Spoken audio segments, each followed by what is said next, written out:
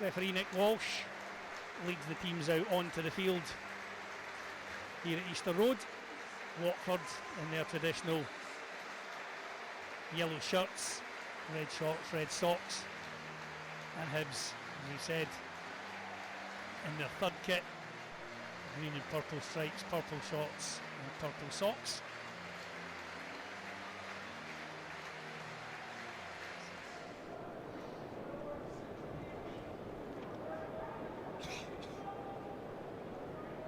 Portis for Sierralta. Gets it back from Tom Ince. Ryan Portis again. Clips the ball down this near side. That's read easily by Megwa. Boyle has it now. Forward for Campbell. Stabs it through for Venti. Flag's going to be up for offside. Dylan Venti fires the shot wide of the far post as we look at it. Won't be counted again anyway. Flag up. Colin Drummond in the opening 10 minutes or so has had a bit of work to do with that flag. Yeah, we don't get to see the full picture, so you don't get to see the movement. You obviously want one of those kind of 18-yard angles so you can actually look across the line. And you know, already you can see the difference. You know, that the attacking intent is noticeably more positive this season. Venti held that one up nicely, finds Boyle, whips the cross in early. There's a chance, it squirms over the line. Hibs have the lead. Martin Boyle it was.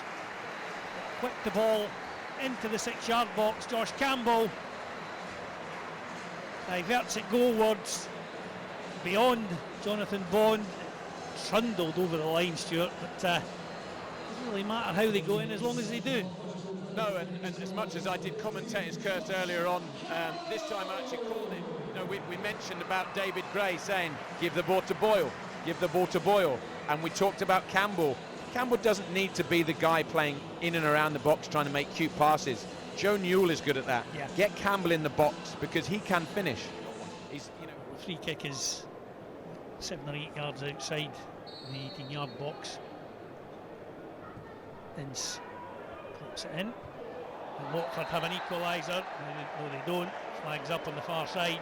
Watford fans behind the goal to our right in the south stand. Cheering heartily, and then all of a sudden silence. Lovely technique. You know, credit where it's due. You know, that's Portis in the centre circle. Pollock moving forward for Ramirez. Again, I mean, Watford need to understand that because they're playing against a back four, and if you look at Hibs, they're relatively narrow. You know, so all the space is wide, and given that they're playing 3-4-3, they need their wing backs to play much further forward and play as wingers and get the ball wide. That's where the space is like this. Morris picks up on the edge of the area. Well, that's a decent effort. Skids past Jordan Smith's near post. Almost grazes the outside of the post on the side netting. I think the keeper probably would have had it covered. I think you might be being a bit generous. I thought he hit that beautifully, and from where I was, I thought the keeper was absolutely rooted. I mean, he hit it sweet as a nut, and it was side netting. You know, the wrong side of the side netting, obviously, but really good hit. Lead into the area. That's the equaliser this time for Watford. Imran Louza, as the ball is cut along the 6-yard line. Easiest of chances there for the Watford number 10. And just about half an hour on the clock. That brings the Hornets level. It was one. You were bound to expect Watford at some point were going to find their feet in the game and start to knock the ball around, and I think that they seem to have, you know, got a foothold in the game now. Ince has it on this near touchline, midway inside the Hibs half. Right up, back out to Ince. Closer. Picked up by Ramirez. Right up. Edge of the area. Oh, that was a good effort.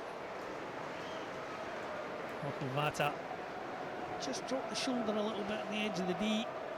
Tried to curl it inside the far corner. Just a little bit too much on it. Terrific bit of football though, wasn't it? Ince just clipped it inside. The youngster Ramirez found Vata, and as you say, drifted in between the two of them. For me, it's interesting. I'm keeping an eye on to see who's actually marking him. Jordan beat at the moment, it looks like.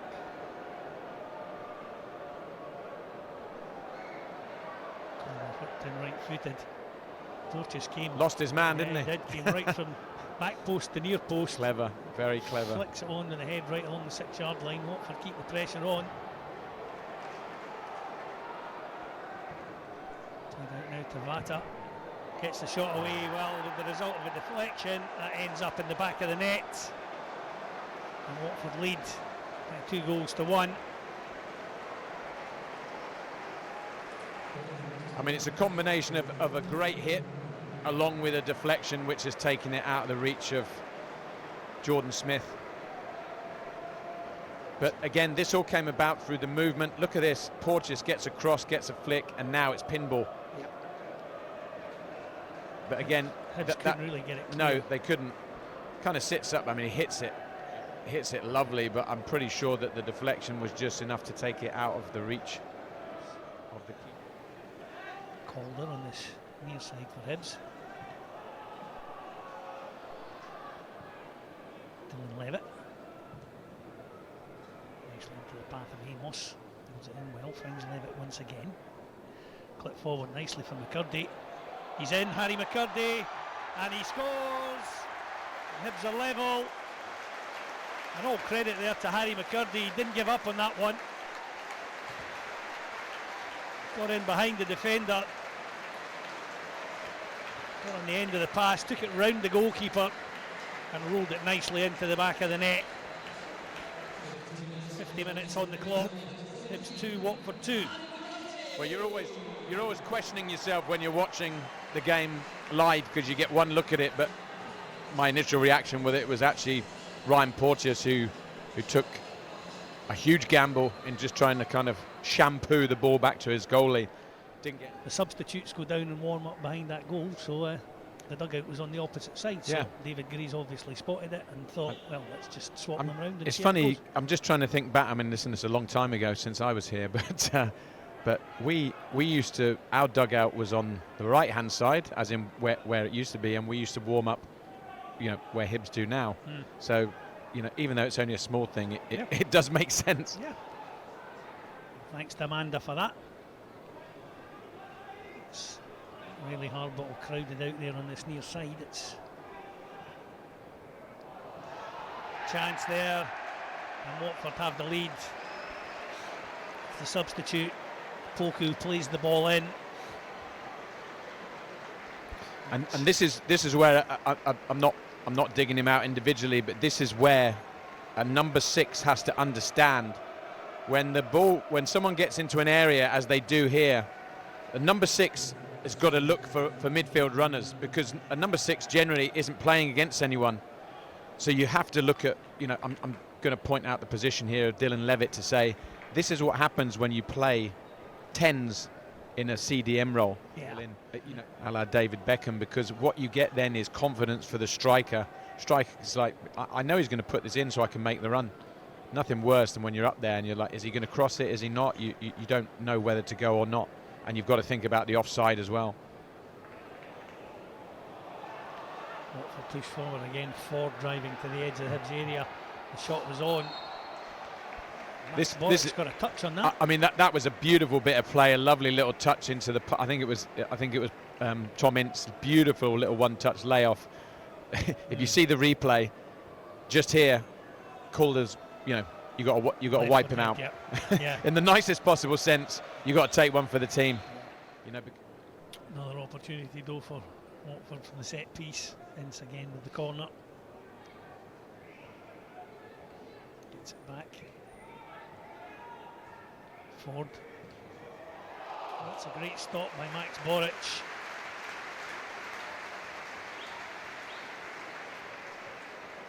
I mean, it was a well-worked corner, wasn't it? Short, sideways, first time hit.